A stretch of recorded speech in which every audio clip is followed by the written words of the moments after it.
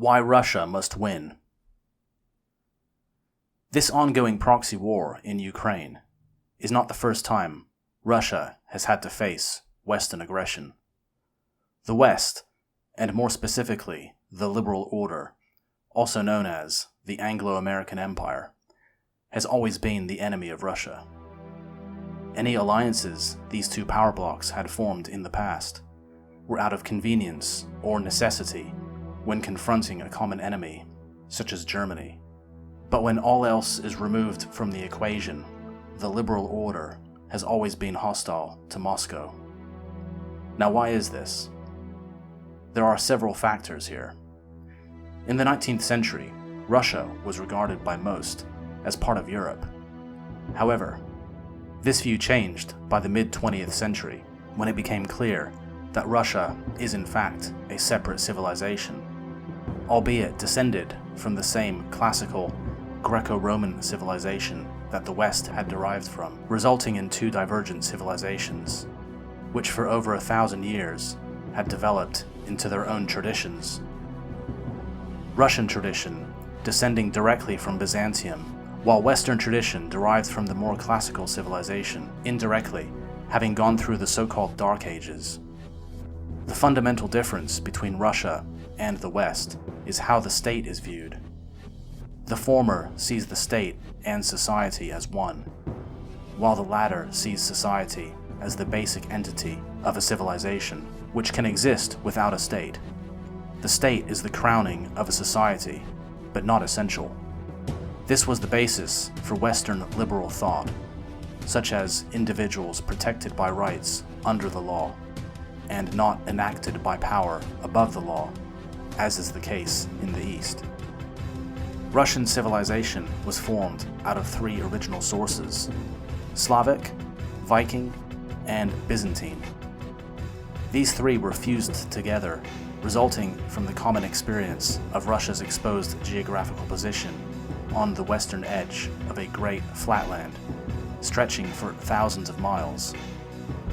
Orthodox Christianity became the basis of Russian tradition, originating from Byzantium and adopted by the ruling class, who then imposed it onto the general population.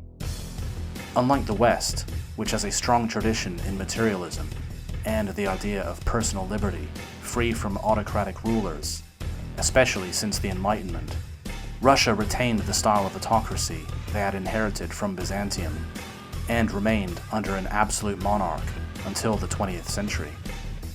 So-called Western values such as democracy, in the form of the Duma, and liberal capitalism were imported into Russia, but ultimately failed to be fully implemented, because these ideas are incompatible with the Russian tradition, putting Russia at odds with the West.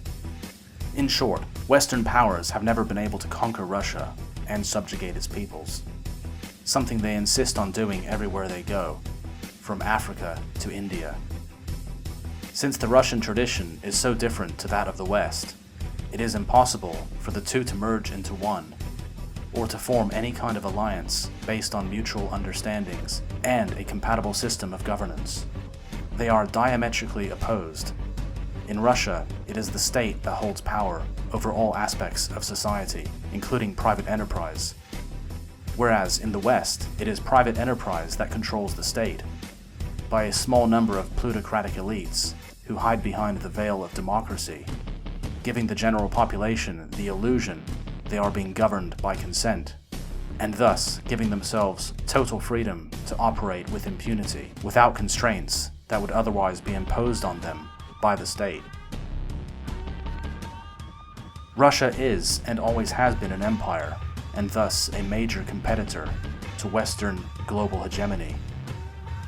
World domination has been the ambition of the British for the last 2 centuries, culminating in the 1890s, when a handful of very wealthy private businessmen formed a secret cabal known as the Cecil Bloc, or Round Table Movement, also referred to as the Milner Group, and later the Cliveden Set. After successfully defeating the other major empires of Germany and Austria-Hungary in World War I, Russia still remained, despite Western efforts to remove Russia as a global player. The British deep state, also known as the Milner Group, were behind the Bolshevik Revolution. They played a double game, as they were officially allies with Moscow, whilst secretly plotting against the Russian state in order to bring it down and cause chaos, therefore weakening Russia to the point it would be unable to resist British exploits, and a puppet regime could be installed, allowing Western powers to effectively colonize and commandeer the extraction of Russia's vast natural resources. The Bolshevik Revolution did indeed wreak havoc, resulting in a brutal civil war which completely transformed Russia from a Christian autocracy to an atheistic, Marxist-Leninist dictatorship based on materialism. The international industrialists and bankers in London were delighted, as they had almost completed their mission to remove all competitors from the global arena, and thus giving themselves a free hand anywhere they chose. The next step was to set up a global government, with London as the capital, and where all peoples on Earth would be under their control. This was the dream of Cecil Rhodes, who had left his fortune in his will to further this cause. However, the situation in Russia was quickly changing. Lenin had died, leaving Stalin as the new leader. Stalin began rolling back many of the policies put in place by his predecessor. The British had intended for Trotsky to become leader, but chaos is hard, if not impossible, to control. Therefore, things did not quite go as planned. A split in the Soviet leadership saw Stalin and Trotsky at odds with one another, as Stalin turned the Soviet Union into a more nationalistic entity, and thus putting obstacles in the way of Western corporate interests. By 1939, Stalin had steered Russia away from the West by signing a peace treaty with Hitler's Germany, and was working towards good relations, alarming the Western powers in London, who understood that such an alliance would spell the end of their global hegemony. Something had to be done. At this time, it was Britain that held the position of global hegemon. London was the center of globalism, which was being controlled by a shadowy elite consisting of oligarchs and other private interests with no accountability to the people. The state being a mere tool of this cabal, with key positions being occupied by individuals loyal to their paymasters, or in some cases, held directly by inner core members of this secret elite. As is the case today in Britain and America, there was a two-party system, both controlled by this permanent unelected government.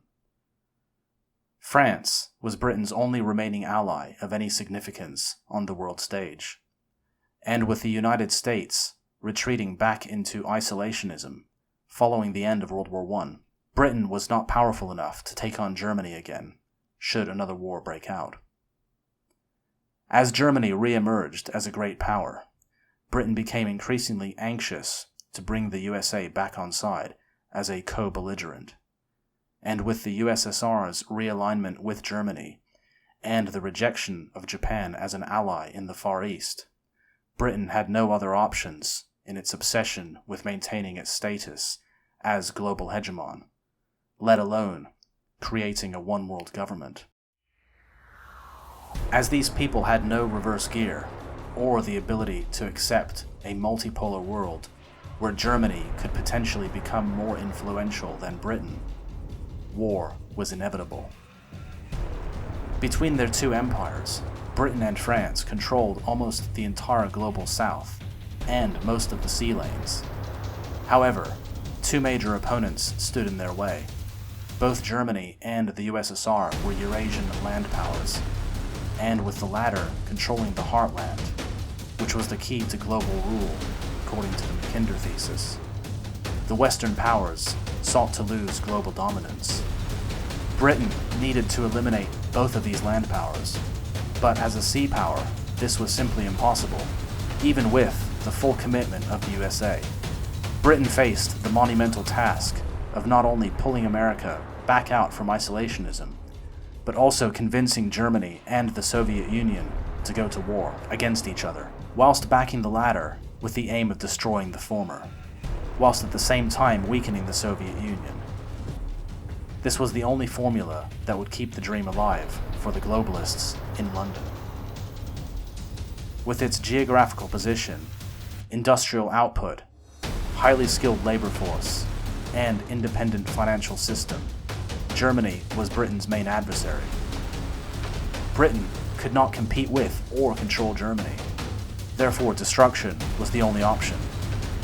Once Germany was eliminated, they could turn their attention to the USSR. But it would have been impossible to wage war against both, even with full American commitment. The conclusion of the Second World War left two remaining power blocks: the Anglo-American globalists, also known as the Atlanticists, and the Soviet Union. Although they cooperated during the war, they were never allies. So with the elimination of their common enemy, they once again aimed their guns at each other. But neither side dared fire the first shot, as the conditions made it impossible for one side to defeat the other without risking total devastation through nuclear war, leaving an uneasy peace which became known as the Cold War. The Atlanticists had now positioned their center of power in America. Separated by two oceans and having the world's most powerful navy, gave them protection from any foreign invaders, something Britain had enjoyed until the development of aircraft capable of transporting explosive ordnance. Britain had proved too vulnerable to Eurasian powers during the war, thus it was time to relocate. Fast forward to 2022, and the Atlanticists still haven't given up on their mission to destroy Russia. This great Eurasian land power with infinite resources. Such resources are what drive the globalists to wage war on Russia. Given their lust for power and boundless greed, they will not stop until they either achieve their objective or they are defeated. There is no middle ground. These are the same globalists who were willing to plunge the entire world into all-out war, destroying nations, murdering untold numbers of innocent civilians, all for the sake of power and greed. They were victorious. They controlled the historical record. They fabricated events. They manipulated public opinion into believing lies.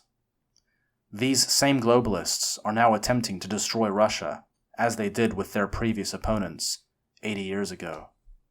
And people still can't understand why they are supporting Ukrainian nationalists. Wake up. Britain and America are, and always have been, the villains. You still think World War II was the exception? If Russia is defeated, the globalists will succeed in their quest for total world domination. All nations and peoples will be forced to adopt so-called Western values. Russia is the only opponent capable of defeating the Atlanticist power bloc. If Russia falls, the rest of the world will be at the mercy of the American empire. China, Iran, and other formidable belligerents will be surrounded and isolated. Without Russia, the liberal order will prevail, and they will have their one-world government, a technocracy where every individual is tracked, sterilized, and forced to live in a smart city eating synthetic foods. This concentration was really the struggle between God and the devil in the soul of man. Since the struggle is without end, there is no solution to man's problems except to face suffering resolutely. Such suffering purges man of all artificiality and joins them together in one mass. In this mass, the Russian people, because of their greater suffering and their greater spirituality, are the hope of the world and must save the world from materialism, violence, and selfishness of Western civilization. The Russian people, on the other hand, filled with self-sacrifice and with no allegiance to luxury or material gain, and purified by suffering, which makes them the brothers of all other suffering people, will save the world by taking up the sword of righteousness against the forces of evil stemming from Europe. Thanks for watching. If you liked this video, give it a thumbs up and subscribe. Also, please consider leaving a donation, as this channel is demonetized. And check out these videos. They will help fill in the blanks. Until next time.